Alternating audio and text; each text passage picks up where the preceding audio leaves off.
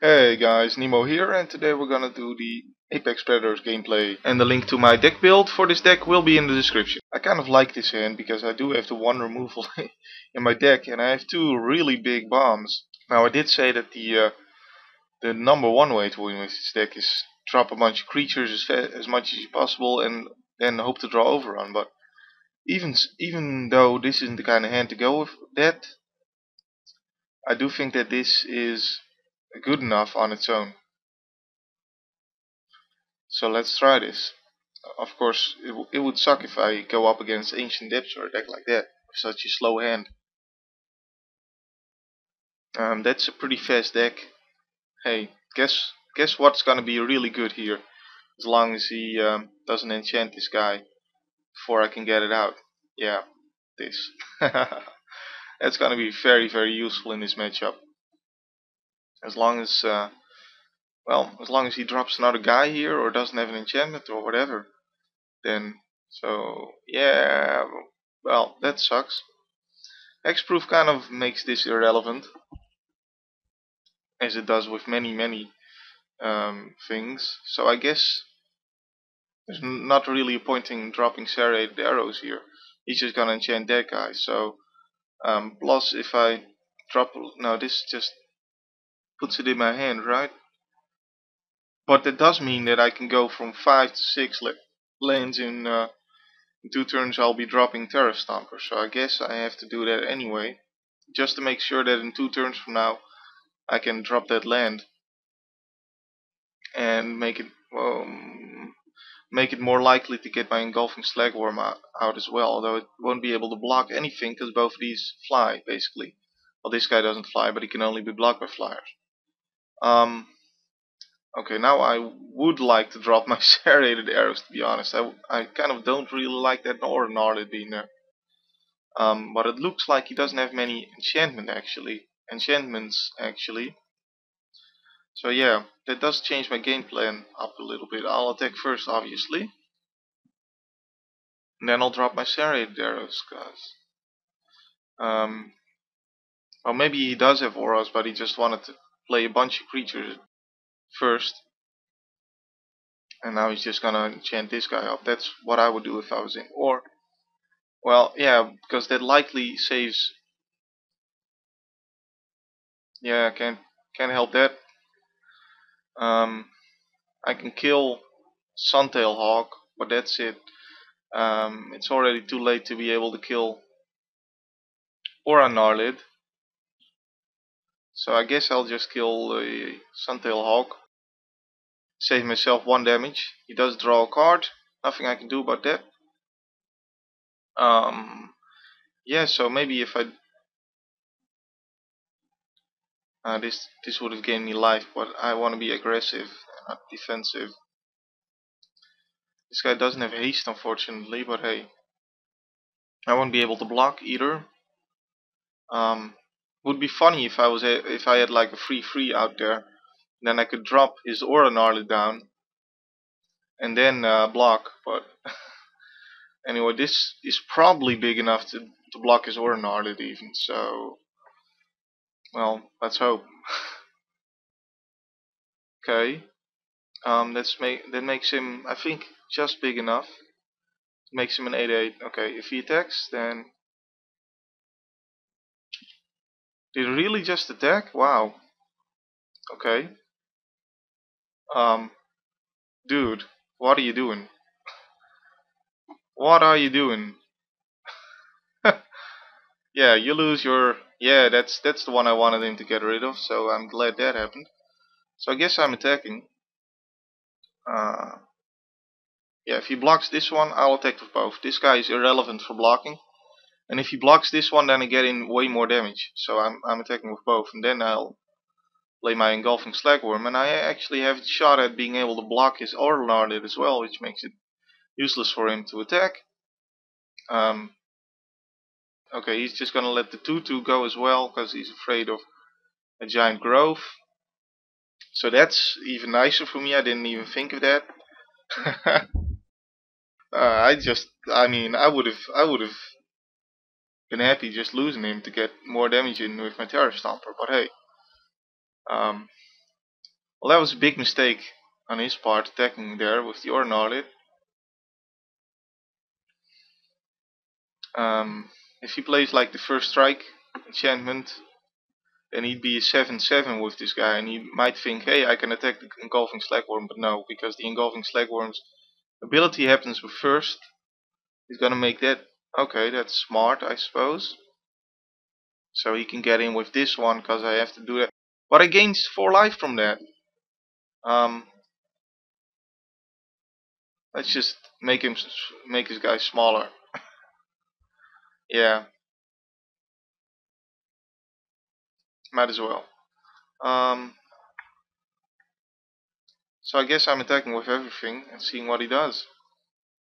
He could double block one of my guys, but that trades one of my guys for one of his Auramancer. But if he can't do it with the Engulfing Slagworm, because yeah, okay, and there. So he loses all his guys. No, wait, he doesn't lose this guy, but pretty close to losing that guy. Oh, that guy survived. How did that guy survive? Oh yeah, of course. The totem armor, right, right. And another dude. Of course, he does have lure on that Auramancer, so I might be losing these two guys. But come on, look at the board state. There's just no way. Yep, no way. Um, he has 4 plus 1 is 5, so I can just attack with the Terror Stomper, and he's already dead. And that's exactly what I'm gonna do. If he blocks with everything, then he still loses 3 life. So yeah, there you go. GG. And that's how you win with Apex Predators against Auramancer, no less. That was pretty surprising that I was able to win that game, especially given the fact that I had such a slow hand. But like I said, that hand might have been slow, but it had the right cards, you know. So I kind of had to pick it. Alright, some spells can be kicked for greater effect. Loading. So many swords there, and suddenly a lion. I don't know. Well, look, this one card in my hand says I want to keep this hand. Plus, this guy is the best creature in the deck, easily. Most efficient guy, free cost, and he gets bigger the more forests I have, and I definitely want to be playing forests with this deck, so yeah, that works. So this is a definite pick, and he might be playing some deck with uh, he might be playing Blood Hunger. Okay, he isn't.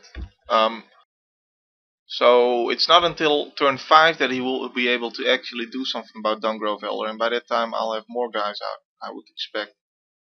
So I think I'll be safe to just play this turn 3 and then play my Centaur Courser turn after that and stuff, and be happy that way. Unless of course I want to play something that I want to be blocking with, but it doesn't look like I will be. Although if I play this now, then next turn he'll play. Who cares? I'm not gonna be afraid of one card in this deck. I'm not gonna be worrying about that one card that can actually deal with this. I just want to be able to, because I have to worry about my life total and his life total too. Sure, this guy is big and good, but he doesn't win me the game. He doesn't outright win me the game. He's very likely to win me the game, but it's not a safe bet, and especially against zombies, because he can get so many guys out. And one big blocking guy is, you know, is alright, but if there's gonna be 10 zombies that he's gonna be able to get deck and play again and stuff, then being able to block them with one big guy is gonna be good enough. Plus this guy, he kinda needs trample. I would like to have something that gives it trample. Oh wait, I do. Um, so I'm thinking here, is there any way he can... No, there's not. There's not. There's no way he can block and kill my Dungrove Elder. So I think I'll be safe playing it. He's just gonna chump block it. Alright. There we go. That saves me from that stops him from gaining life. And actually, normally I would say this is a bad card, but in this matchup it might have been okay.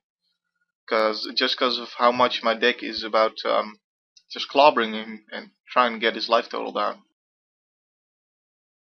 Doesn't look like he has anything important to play, so that makes me think he has a Grave Titan or something. But I'm gonna be 8 plus 6 would be 14, so that's not enough yet. So I'll attack with both. I'm thinking he does have Grave Titans though, so will I be able to attack to do it next turn? Okay, looks wow. Game is getting really laggy right now, but I'm thinking he's gonna kill my centaur. Oh come on, let me zoom out to see what happened. Yeah, he kills my centaur quarter. Wow, that was man, that was a lot of lag. Don't know what happened there, but you're gonna chump block as well, bro. You probably should if you do have that Grave Titan, which I think you do. And then you just don't wanna. Huh. So he's losing, right? But he is activating the Shepherd of Rod. I definitely think he has Grave Titan. He wouldn't do that otherwise. Unless he's just a bad player and he's land flooded and playing badly. But guess what? Guess what? Yeah. Well, saw that coming. So I need more guys to be able to win this. I mean, 8 is not enough at this point. Um, I'm just...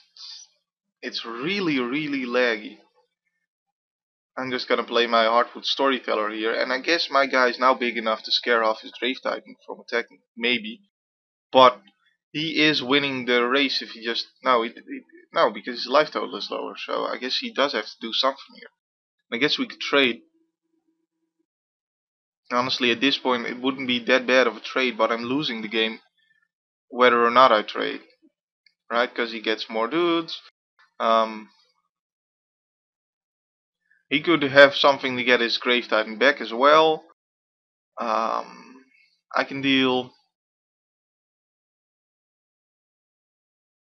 9 plus 5 is 14, but he has plenty of blockers, so yeah, I have to trade here. There's just no way I'm gonna win this game if I don't trade here. Gotta take this trade. And even then, look at what he's got. There's just no way.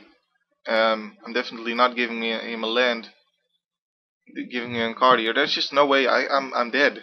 I can't win this one. Yep. And he's smart enough to wait until after my combat step to... There we go, there's the call to the grave. Oh wow, well, that might be useful actually. But I give him a card and then I can never play a creature again. Whatever, guess I'm gonna have to do it. I guess I'll give him a card. Probably even a bad idea at this point. That zombie isn't worth a card, so this is probably even bad. But hey, he's probably thinking about activating Shepherd of Rod, but it doesn't have to. He can do it right now. Why are you skipping the turn, bro? Why are you skipping the turn? Just activate Shepherd. Oh wait, 1, 2, 3, 4, 5. Yeah, there we go. I was gonna say. Hello, people. We are back for a third game. Because 3 times is the charm. Wow. If only I had one more land, then I'd be really happy with this. Do I take it? Do I take it? Do I take it? No, because the Grazing Gladeheart isn't good unless I draw a 4th land. Okay, I take this though, because I have at least two 2/2 drops, so I'm happy with this one. Although again, the Grazing Gladeheart. Normally I'm happy seeing that, but when I'm land screwed like this, then any other 3-drop is better. But wow. So I guess I want to be drawing a bunch of forests for these two guys, because otherwise they don't work very well. Alright, so it looks like we're probably playing against Realm of Illusion. Or not. Okay, so I have to be as fast as possible here. Yep. It's not Trinity, it's Ancient Depths. This is an interesting matchup. I think that Mono Green has has a chance here. Um, Playing the Dungrove Elder. He doesn't have trample though, but he could have a. If he drops the 2/4 guy, then that can block a Garruk, but it can't block a Dungrove if I draw another land. So that's why I'm playing Dungrove. But if he drops a Snake, then it can chump block the Dungrove, while it can't chump block a Garruk's companion, or at least I mean it can, but it would only take off 1 damage. So I guess that was the choice there between those two. But hey, I'm dropping Garruk anyway because he's better. Yeah, there we go. So looks like I took the right one, made the right choice here. But this is annoying because it stops 2 Garruk's companions from attacking. Okay, so that's nice. So we'll do this first main phase in this case because of Dungrove Elder. And obviously you want to play the Grazing Gladeart before you play your land. That's something that's so simple yet so easy to forget. Especially if you drop, I mean now I had the Grazing Gladeart in hand, so I knew it was coming and I could think about it. But sometimes I forget it when I draw the Grazing Gladeart, because then I'm already like, okay, go, land, oh, I drew Grazing Gladeart. Should have probably cast that before dropping my land. Anyway, if I draw an Overrun here, no, I still need one more land. But if I draw a land here and then Overrun, then I probably win. That's what I'm saying. I could attack with these guys. I'm not that big on life totals right now, so this Grazing Gladeart isn't that important to me. So I'm guessing, yeah, I'm thinking land, attack with everything, because that means he wouldn't be. I mean, he can like block the Garruk's companion, and then I still get in for 7. That would mean he's at 6. So yeah, and he's now he's still chump blocking. So that's definitely the right play. I thought he might even chump block at that point. So definitely the right play to attack with these guys, even though he could block them and kill them. With his life total, I mean, yeah, there's Lorphos. Well, too late. GG. Oh wow. Okay, stop. Pause. What did I just say 2 turns ago? If I draw a land and then an overrun, I'm gonna win this game probably. And then I drew a land and then an overrun. Wow. Overrun as well. Normally I wouldn't play it, but come on, this deck, yeah, I'm going for it. I'm going for the overrun. I could have gone for the Stevens. I didn't even count, but yeah, definitely best block there. But the overrun had to be played. I top decked it, had to be played. Well, I think I've done this deck justice. It's a bad deck, to be honest, but I get these surprising wins every so often, and this was a good matchup for me. Ghoulkeeper was a bad matchup. This was a good matchup. So we're gonna go. I think I played against Beckmus before actually. Now come to think of it, I made that joke about Christmas, Beckmus, something, I don't remember.